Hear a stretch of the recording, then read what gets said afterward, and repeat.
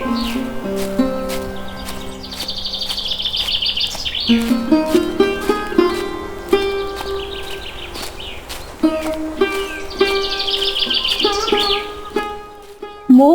একজন গরিব কাঠুরে। রোজ জঙ্গলে কাঠ কাটে, তারপর সেটা বাজারে বিক্রি করে যে টাকা পায় তা দিয়ে কোনো রকম সংসার চলে যায়।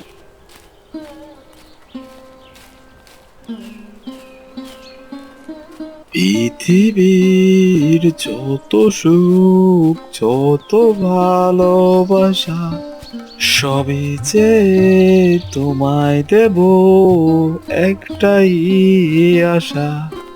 হে বিধাতা, এবার একটা ব্যবস্থা করে দাও, যেন এভাবে জঙ্গলে কাঠ কাটতে না হয়। আর শরীরে এত ধকল যে সহ্য হচ্ছে না। সেই ছোট্ট থেকে এই কাজ ধরেছি, কোনো দিন কাঠ পায়, আবার কোনো দিন তো সেটাও পায় না। যাক, এসব ভেবে আর কাজ নেই, সামনে এগিয়ে গিয়ে দেখি ভালো গাছ পাই কিনা। এরপর মোহন এগিয়ে চলল আরো ঘন জঙ্গলের দিকে।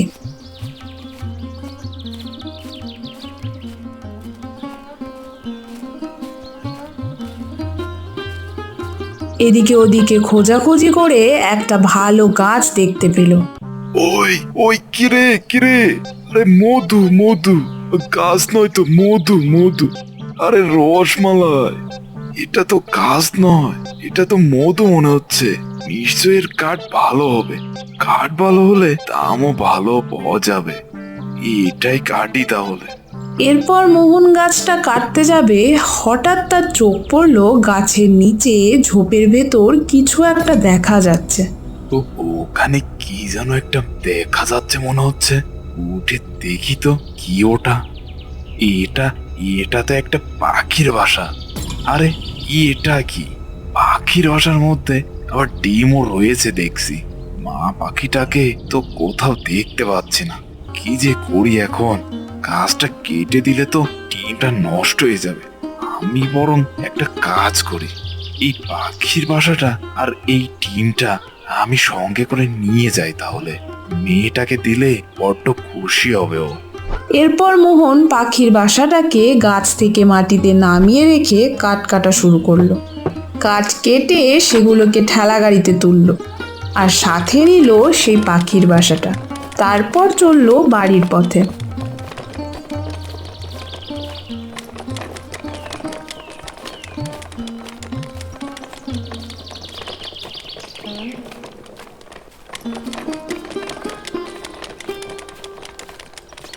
মিনু, ও মিনু, কোথায় গেলি রে মা?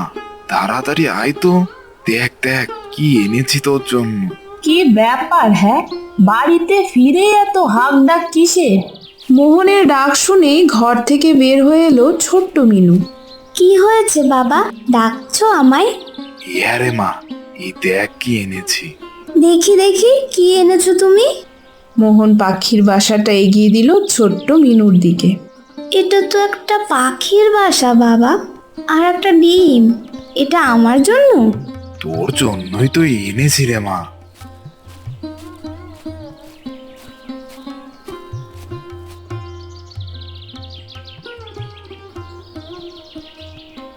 মিনু পাখির বাসাটা রেখে দিল ওদের ঘরের এক কোণে।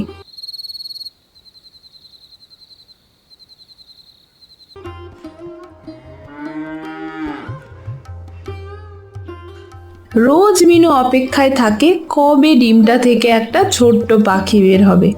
বেশ কিছুদিন পর একদিন, কি সারা ঘরে এমন আলো আসছে কোথা থেকে? মোহনেরও ঘুম ভেঙে গেল সেই আলোতে। বলল, এই আলোটা ওই পাখির বাসার ভেতর থেকে আসছে মনে হচ্ছে। পাখির বাসা থেকে আলো? কি ভুতুরে কাণ্ড এসব, বলো দেখি। তুমি কালই ওই পাখির বাসাটা যেখান থেকে এনেছো সেখানে আবার গিয়ে রেখে আসবে। না না মা, এটা আমি বাড়িতেই রাখবো। বাবা, ও বাবা, তুমি কিন্তু এটা কোথাও রেখে আসবে না। আচ্ছা আচ্ছা, তোরা থাম এবার, আগে দেখি কি হচ্ছে ওখানে। ওখানে এত এত ভালো কিসের? মোহন এগিয়ে গেল সেখানে। আর ওর পিছনে মিনু আর ওর মা। ওরা গিয়ে তো একেবারেই অবাক। বাবা, ও বাবা, দেখো ওই ডিমটা থেকে আলো দেখা যাচ্ছে। হ্যাঁ, কিন্তু ডিম থেকে আলো কি করে আসবে? কিছুই তো ঠিক বুঝতে পারছি না, কি হচ্ছে কি? এটা কি তবে জাদুর ডিম? তাই জন্য এটা থেকে আলো দেখা যাচ্ছে। জাদুর ডিম? তা আবার হয় নাকি?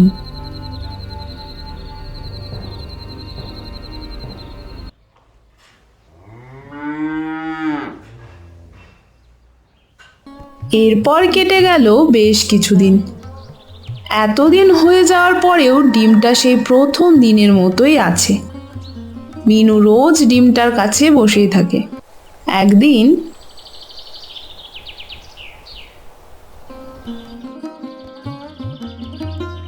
এতগুলো দিন কেটে গেল, ডিমটা সেই আগের মতোই রয়েছে। দেখলি তো মিনু, বলেছিলাম না জাদুর ডিম বলতে কিছুই হয় না। কাল বরং তোর বাবাকে বলবো বাজারে নিয়ে গিয়ে বিক্রি করে যে টাকা হবে তা দিয়ে কিছু চাল কিনে আনতে। না না মা, এটা বাড়িতেই থাক না। কি করবি বল? ডিমটা তো কোনো কাজে আসবে না, তার থেকে বাজারে বিক্রি করলে কিছু টাকা হবে।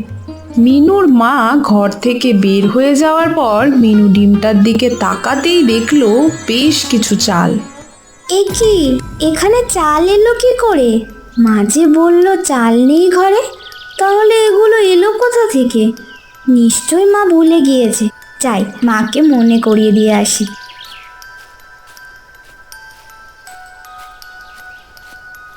মিনু রান্নাঘরে গিয়ে ওর মাকে বলল, মা মা, তুমি যে বললে ঘরে নাকি চাল নেই, এই দেখো কতটা চাল। মিনুর মা তো অবাক এতগুলো চাল দেখে। বলল, তা কি করে হয়? তা তো সকালেই সব চাল নিয়ে এসেছি, কিন্তু এগুলো কোথায় পেলি তুই? ডিমটা যেখানে রাখা ছিল তার পাশেই তো এই চালগুলো ছিল। তুমিই দেখতে ভুল করেছো।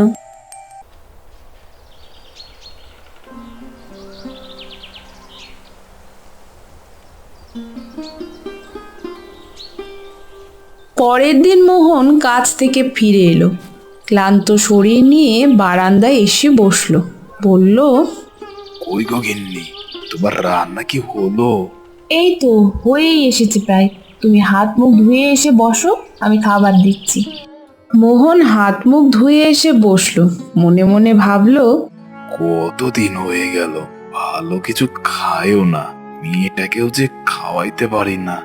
যদি একটু ভালো রোজগার করতে পারি তাহলে কালই ভালো কিছু খাবার নিয়ে আসবো। এসব ভাবতে ভাবতেই হঠাৎ সামনে তাকাতেই দেখলো কত ভালো ভালো খাবার। এ কি দেখছি আমি, এত কিছু কোথা থেকে এলো এখানে? এত কিছু রান্না হয়েছে আজ বাড়িতে, কিন্তু এসব খাবারের তো অনেক দাম। এত টাকা এলো কোথা থেকে? এমন সময় মোহনের বউ ঘরে ঢুকলো।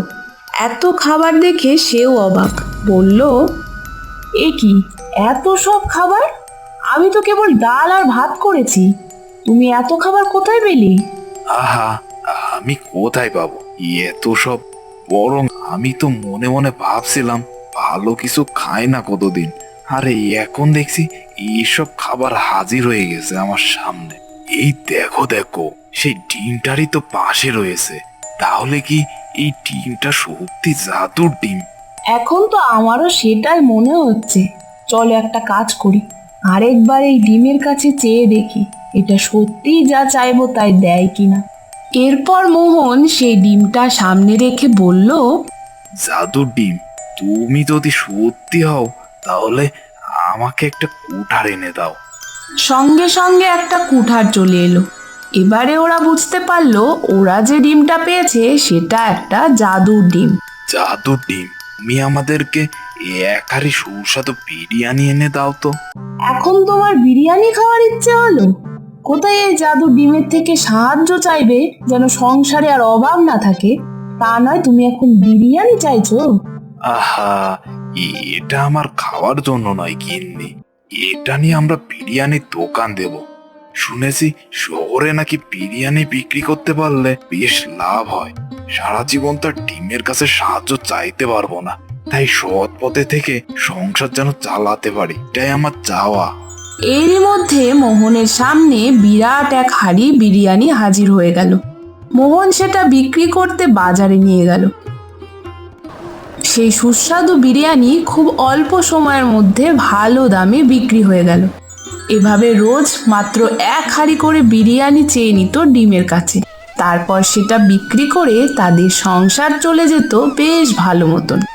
তো বন্ধুরা, কেমন লাগলো আমাদের আজকের এই গল্পটি? ভালো লাগলে অবশ্যই আমাদের চ্যানেলটিকে সাবস্ক্রাইব করে দিও। ধন্যবাদ।